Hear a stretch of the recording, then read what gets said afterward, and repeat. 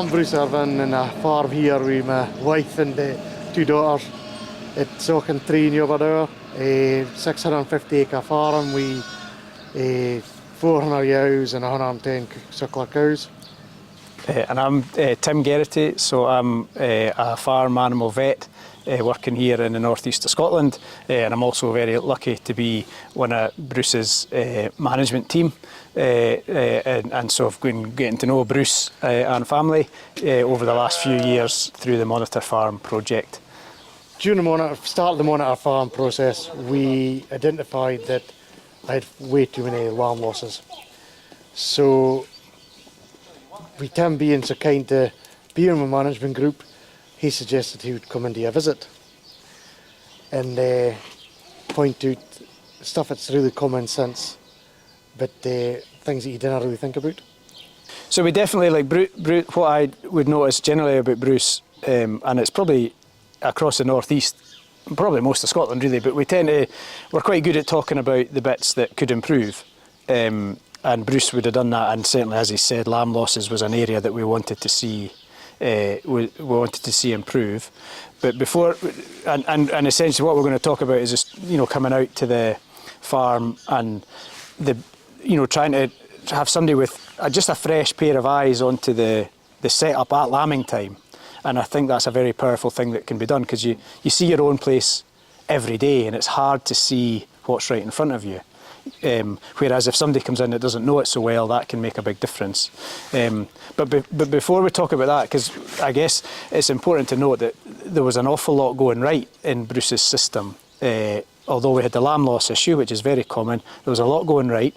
And so things I would pick out in particular, I thought genetic selection was very good. There was a clear direction of travel.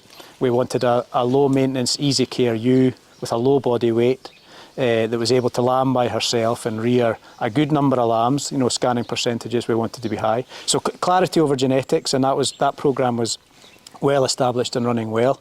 Very good nutritional management.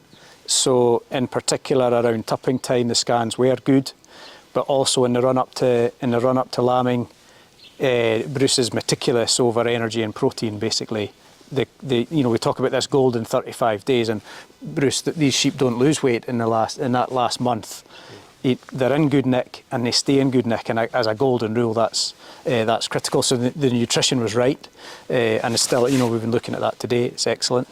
I would say the other thing I forgot to mention was we didn't realise we was having so much losses until we're right doing every loss we had. I think that was one of the things we did for a start. Yeah, and fair play. And I think that's common, is like lambs especially, it can be such a busy time. It's such a busy, and you just want to get through it, and it's a sort of you get into survival mode after about a week of lambing. You're just looking forward to the end of it, or most of us are, and taking the time to note down losses at that point can be very difficult. But you did that really well, and once it's written down, it becomes clearer to everybody. Oh gosh, there's money here. To make it about that for a minute. Geez, there's money going out the farm door that we're not getting, and we could be getting. So I think clarifying that how big that issue is, and that's something everybody can do. We're very lucky in sheep. A lot of us scan, and scanning, although we talk about scanning always as a percentage, it's quite straightforward to figure out, okay, how many lambs is that? If you've got 100 ewes at 200% scan, well, that's 200 lambs. So you figure out how many lambs was alive at scanning day, and then even if you only count them at weaning or marking or even sale, then you can make the difference and know exactly, and get that number written down every year. We should know what that number is every year, and that was a good place to start. But we're talking about Bruce's strengths. So genetics are great. Nutrition is excellent. We've got wonderful facilities here, so we're kind of blessed with, we're not blessed with weather in the northeast.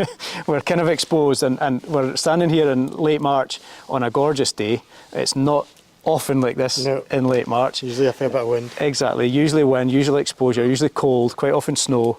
But we do have a great insurance policy against all of that here, in that we've got decent facilities, so when it's needed, ewes and lambs can be housed just for that critical, very young, early lamb stage.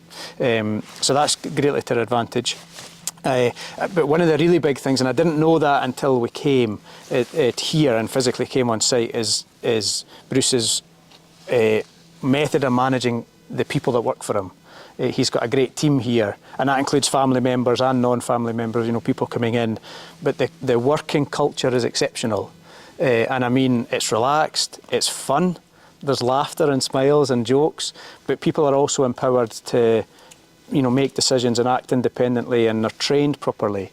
And all of these things were already in place, to be honest, before the monitor project started, and are exceptionally. So, as a vet, and any vets listen to this will know, if you're asked, can you help me reduce lamb losses? With all those things in place, it's going to be an easy gig. There's going to be some things in there, that we can manipulate reasonably easily to really bring that lamb loss rate down. And that was what the job was, really, was to come in and find them. So another element that was already very good was selection pressure on the system. When a ew's not got milk at lambing time, or it needs assistance at lambing time even, then that's either used to be noted down and written down, but now even better, it's that animal's tagged immediately and she won't come back around in the system. And nor will her ewe lamb be retained. So we've got a superb pressure on the system to stop problems recurring, basically. So it's another great strength. On the day that Tim came, we also have our local vet, and we just run through procedures, disinfecting and cleaning like your lambing products, as in your tubes and your jugs that you mix your milk in, all that sort of stuff. Then we went through how do you tube a lamb, and as most farmers are a wee bit nervous tubing a lamb in case it keeps doing it wrong way. So it was just to give a bit more confidence in doing it, myself included. And then we went through the hygiene side of things. So on the hygiene side of things, we also I try and lead by example. If I'm clean, everybody else will be clean. If you do not lead by the example, then everybody will think it'll be all right, to be. So it's something that I think as a vet, I really encourage farmers to do this fresh eyes days like we've talked about. And it's funny, you just see what you see on the day. And obviously, not surprisingly, we saw an awful lot of good things, very, very good practice. But I remember one thing we picked up on was when we had sick lambs. So it's very hard, you lamb 400 ewes, 1 or 2 lambs won't do so well. It should be small numbers, but there will be some. And we remember we discussed, because I was concerned because the sick lambs were kind of being nursed in the middle of the lambing shed, and it was making it extremely difficult for the team to nurse this sick lamb, which has probably got something infectious, but not then spread that to the next lamb born. And in a reasonably intensive system, in for shelter, but it means that we're intensive for a period of time. An awful lot of vulnerable animals, poorly developed immune systems in the baby lamb. Putting a sick lamb in the middle of that is a really difficult thing to manage. So we talked that through, made sure everybody in the team understood that if you've just nursed this little unwell one, that you're going to be contaminated now, and quite a high risk if you were to go and lamb a ewe, very high risk of spread. And well, it's your guys came up with a solution to that. They used my office. It's got a heated floor, so it's fine for keeping the lamb alive. Brilliant. Yeah, I mean, not brilliant, it's your office, I don't mind, but taking the lamb out of that shed makes a huge difference, because now you're physically separated. When you have to physically go there to nurse it and do the whatever treatments or care it needs, but you've got a physical separation, and that's something I've seen today. Again, this is now several years on. When the team came back, they'd been out checking sheep outside. They came back here to the lambing shed, and we weren't paying any attention to them, but the first thing they did was turn the power washer on and made sure everyone was spotlessly clean before coming into the shed. So I can see already that that's been, as you say, led by example, but that's ingrained in everybody here, that you don't go into this shed with all these vulnerable lambs unless you're clean, which is just just outstanding to see such high standards, really. So Bruce has talked about tubing, and obviously I think it's very honest to say that people are underconfident doing it. It's a scary thing to do, and we'll probably all have heard stories of the tube going down the wrong way, and very unpleasant and worrying when that can happen. So of course we get underconfident. So that, but with good training, and we were very fortunate, your own vet that was here that day was very good at showing the key tips as to how you're certain that tube's in the right place, and showed it to all of the team so that they could then train others. And that level of confidence means that obviously the reason you want that skill and you want your team to be skilled up to do that is because it allows us to then manage colostrum so much better. And I think if you asked any vet, and to be honest, if you had most sheep farmers, what's the number one thing? If all these things being that we've discussed today, but we want lamb losses down, almost all of us would say colostrum's your number one. So the confidence to be able to intervene and give colostrum when that's needed is a key skill. But of course we talked about when to intervene, quality, quantity, quickness, those standard rules, and you'll find fantastic resources online from QMS, from AHDB, from others on how much colostrum to give. But just making sure that that's not just a worksheet, but that's brought in real working knowledge so that people know exactly how and when to give colostrum to young lambs. When we've got a ewe with big teat, we use this easy, utterly easy, and it's just a case of pumping like that, and it sucks the milk out the ewe, makes life so much easier. And then obviously you can store the colostrum and feed it to different lambs if you need to, and so it's a good bit of kit.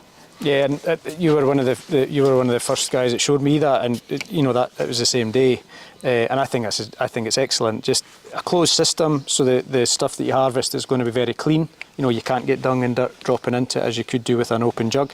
The ease of it, we used it that day, and I was very impressed. But also just that, make it easy to do the best thing, and the best thing is always give mum's colostrum or give colostrum from another ewe, and this just makes it much easier for your team. At 3 o'clock in the morning, you're exhausted, you're tired, etc. Catching a ewe and milking her by hand, it's often the bit that you just think, oh, I can't face it, I'll use a powder. But with this system, it's much easier to give the very best, and it's always best to give mum's own. Is always going to be better than any of your replacement powders. So if you do quick sums, because we've made 10% improvement in lamb losses out of 400 ewes, it's roughly about £5,000 now added onto your bottom line with very little extra work. And just to drill into that, where that's come from a bit is we took a lamb loss rate here of somewhere averaging around 20%, which is not at all uncommon, and there'll be plenty similar systems that would run at that level. And now we're on our third year where it's averaging around 10%, and last year even just a couple of points below that. So once you're into single figure lamb loss, that is exceptional. But I must credit, as we said at the start, that is to do with the setup, the long-term approach to this flock, the staff management, and all we had to do was some fairly inexpensive, straightforward tweaks to bring that figure down, and it's great to hear the business benefit that comes off the back of that. And that figure is just on lamb losses. Like, let's just have an extra lambs there. What you often find is when lamb survival improves or your losses drop, you normally get a kicker on growth rate, at least in the first 8 weeks before the parasite season kicks in, and you'll often have a lot less lambs come the back end, and that gives you flexibility around you nutrition at tupping time. It's another wee win, but aye. So just a roundup. I mean, everything we did didn't cost very much money. Yet added a couple thousand to the bank account, so it's worth doing.